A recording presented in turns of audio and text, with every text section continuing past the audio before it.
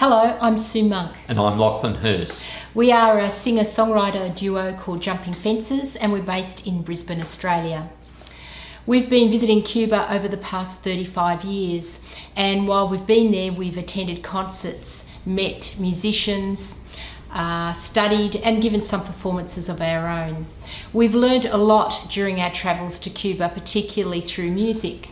These opportunities have provided us with a very rich appreciation of Cuban culture that has shaped our understanding of the role of the arts in society and the dynamic relationship between cultural practices and the political contexts in which artists create and work. We run a monthly music event called Folco Nuevo and are also active members of the Australia-Cuba Friendship Society in Brisbane. We're very happy to contribute to the Jornada de Cultura Cubana, as Cuban culture plays a very important role in the activities we organise.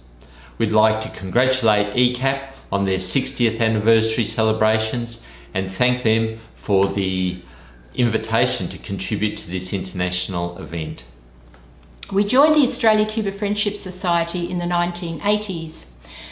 On our first trip to Latin America in 1985, we travelled through countries ruled by military dictatorships such as Chile under Pinochet, and countries that were slowly returning to life without the violent hand of military regimes such as Argentina, and a country that was rebuilding its society, Nicaragua. We ended that year in Cuba and can truly say that after all we had witnessed, our lives were forever changed.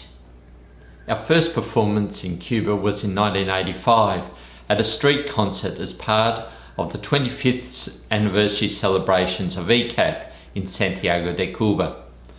Because we were given an opportunity to perform, we could meet other musicians easily, and so began our long relationship with Cuba.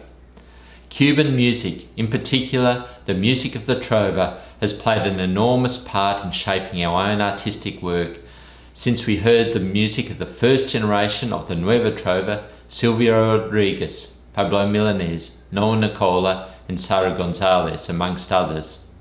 It provided an artistic and intellectual space to imagine the world differently and challenged us to create our own music within our Australian context that could articulate the hopes and dreams of people who struggle for a better world, free from war and oppression. For the past 12 years, in our home city of Brisbane, we've been hosting a regular monthly music event called Folco Nuevo. This was based on the performance practices we had already seen in Cuba, such as the Peña de Raúl Torres in Sala Atril in the Karl Marx Theatre at that time, in concerts at the Casa de las Americas and UNIAC, in A Guitarra Limpia at the Centro Cultural Pablo de la Torre Brau, and in festivals such as Longina in Santa Clara, the Ella y Yo festival organised by Heidi Igualada, and the Peña Tres Tazas organised by Silvio Alejandro. This year, due to the COVID-19 pandemic, we've had to find new ways to continue Folco Nuevo, and through internet technology, we have had an opportunity to share performances by Cuban trovadors with Australian audiences in our online version of Folco Nuevo, giving our own audiences in Australia an insight into the rich culture of Cuba. This has included performances by Heidi Igualada, Alexis Mendez, Frank Gonzalez, Ariel Diaz, Duo Jade, Iraida Williams, Eric Sanchez and Ened Rosales, Julio Hernandez, Motivos Personales, Jenny Turino and Silvio Alejandro. The music of the trovadores has deepened our understanding of the Cuban Revolution through an imaginative, poetic and musical language. It's hard to imagine the Cuban Revolution without songs, singing, poetry and a guitar. For almost 4 decades, the trova has been a reference point for us, a remarkable musical phenomenon rooted in the rich heritage of Cuba and fertilised by its revolution.